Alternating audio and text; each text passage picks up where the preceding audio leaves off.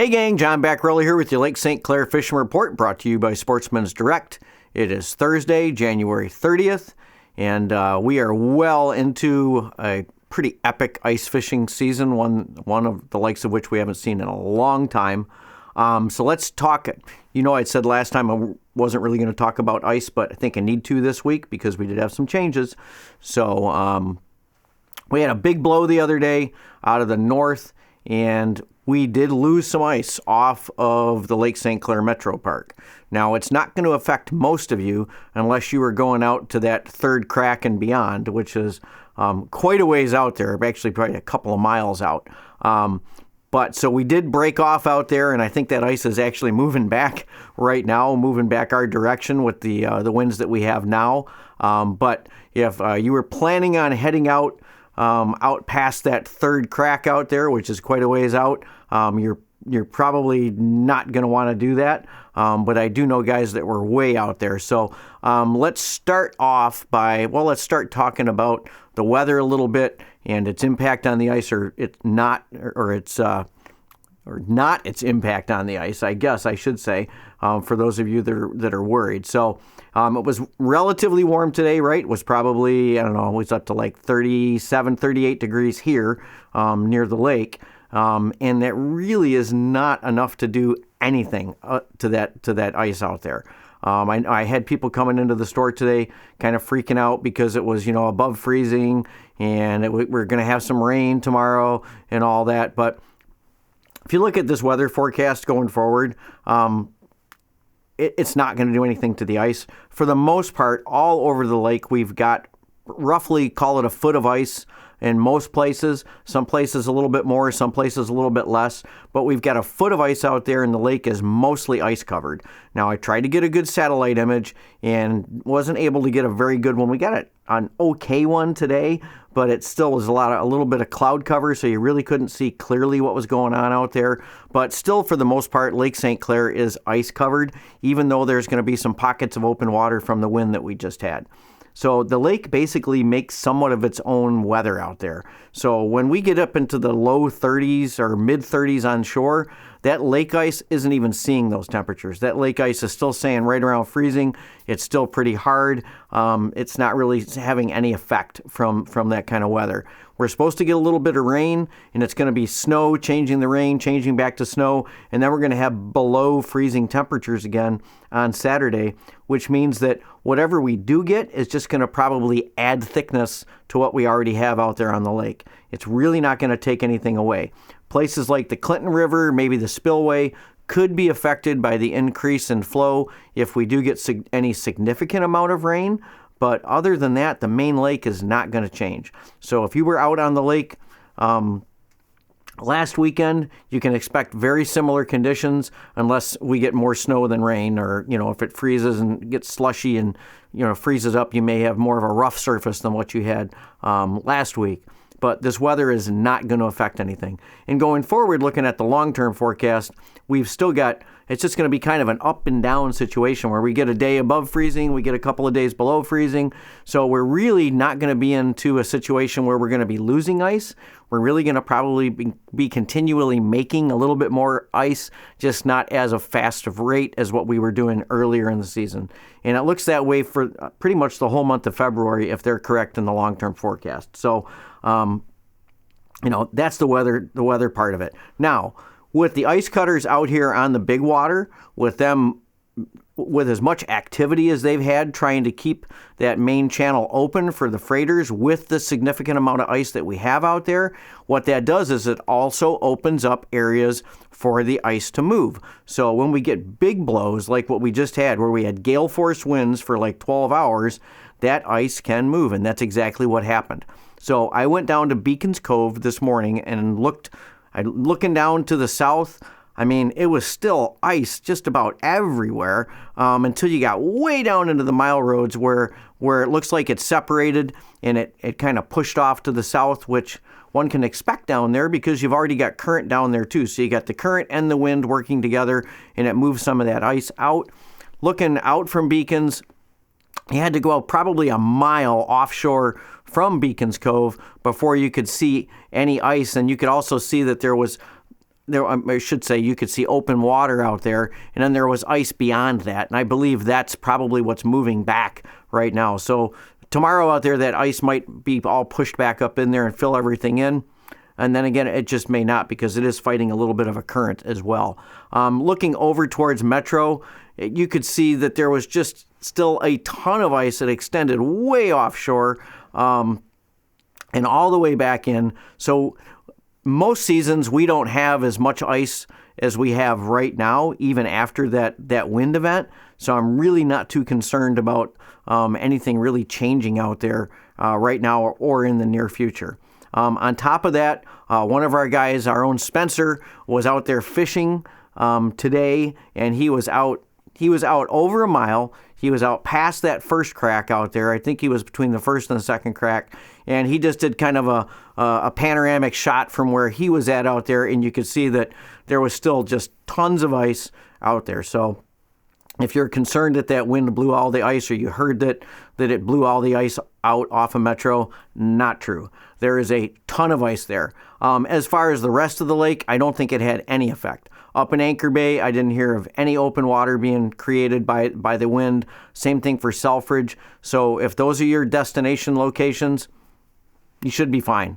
You know, there's, other than noise up there from all the traffic up on the north end, I don't think you're going to have any change as far as ice conditions anywhere on the lake. So that's out of the way. Let's talk about the perch and the walleye bite. Getting reports from all over the lake as far as perch goes. So if you want to go up to Fairhaven, you can fish shallow, you can fish deep. There's perch up there. There were some really big bags that were brought in this week that came from up there on that north end. So this is not all just a Lake St. Clair Metro Park thing going on with the perch fishing. We had some really big bags come in from that north end up in Fairhaven. But the people that were catching fish were getting quality fish, that is, were getting away from those crowds, okay? And it doesn't mean that they were necessarily going out deep. One of the guys that came in was fishing 4 feet of water. We had other people that were fishing out in like 9 or 10 feet. But the key thing was getting away from all that traffic, getting away from all the noise, all the snowmobiles, all the ATVs, which is easier said than done sometimes, but getting away. And if you can find weeds either down on the bottom or partially standing, you're going to find fish. It's that simple up there in that north end. If you can find some good weeds down on the bottom, you're going to find fish. So now, coming back further south, didn't really get any great reports out of Selfridge. Doesn't mean people aren't catching fish there, just that I don't have any reports from there. If it was me and I was going to fish Selfridge, I would probably head over to that Cotton Road area, look for weed beds there, or go down into the corner by the barracks and same deal, look for weeds down there. I know the week before we did have guys that were reporting seeing a ton of fish once they found the weeds, and that was in relatively shallow water. I think it was like about 6 feet of water in there by the barracks. So that would be that would be my advice if you're going to fish those areas there. But anyways, look for weeds if you're going to find these perch. These perch are already thinking about spawning, even though they're quite a ways from spawning time-wise. But they're still always going to be around those weeds, not only for cover, but instinctively they know that they're going to want to be close to those weeds as a broadcast spawner once they start to come up. So they really are attracted to those areas that are going to have weeds. And it also gives cover, and it also gives food as well. So now let's talk about the Lake St. Clair Metro Park. We have just had some epic sized fish coming in, and it's not just the perch, but the guys that have been out there are walleye fishing too. So some of the guys are still doing double limits out there, where they're getting limits of walleyes and limits of big perch, or at least getting limits of really big perch and getting a lot of walleyes at least up to the hole in the ice out there. We've had a number of fish come into the store this week that have been over a pound.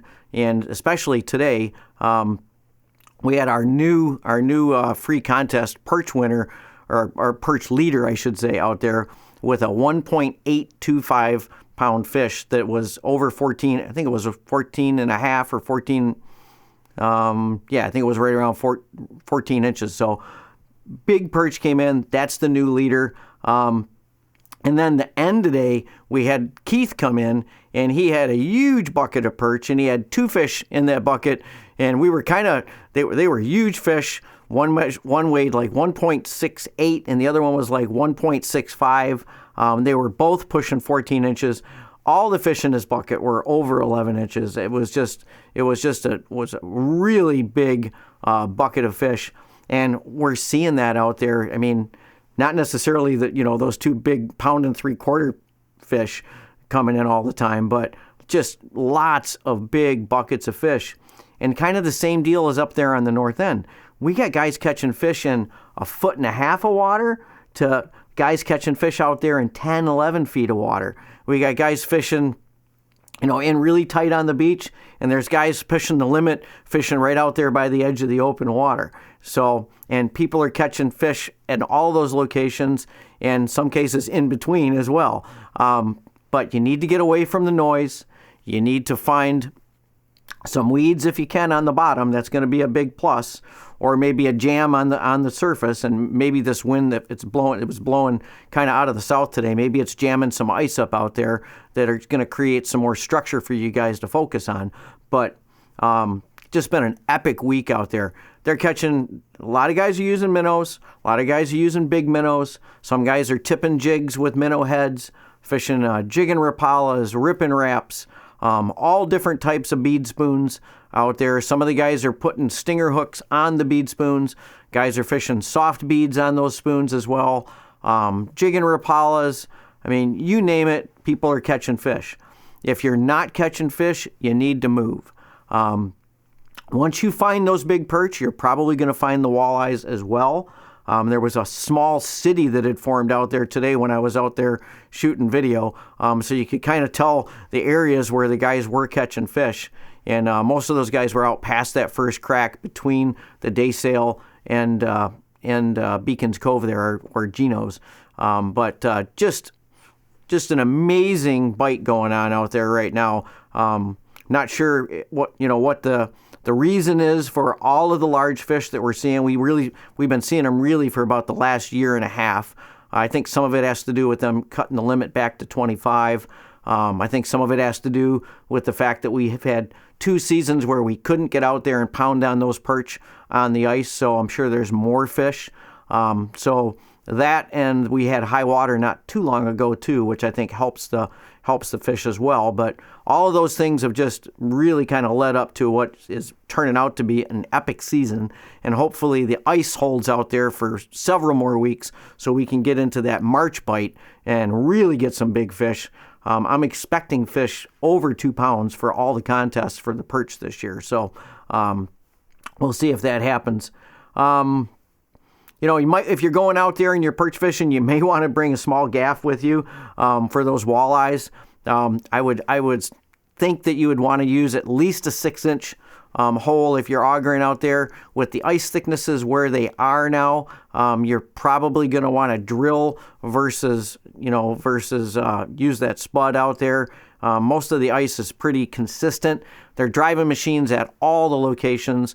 That really hasn't changed with this little warm-up that we've had. I don't expect it to change with the rain that they've forecasted or anything really in the next 10 days based on the forecast that we've just seen. So all in all, just get out there, enjoy it. It's going to be decent weather conditions, light winds, I think, on Saturday. I think there's a kids fishing derby at the Lake St. Clair Metro Park put on by the Lake St. Clair Walleye Association this weekend. So I think they're going to have just fantastic conditions for the kiddos to get out there, and there should be some good fish in there as well. Yes, they are catching perch in some of the canals too, although most people are still focusing on the main lake. They're catching perch in the Clinton River as well, although I'd be careful about that, especially if we get some rain.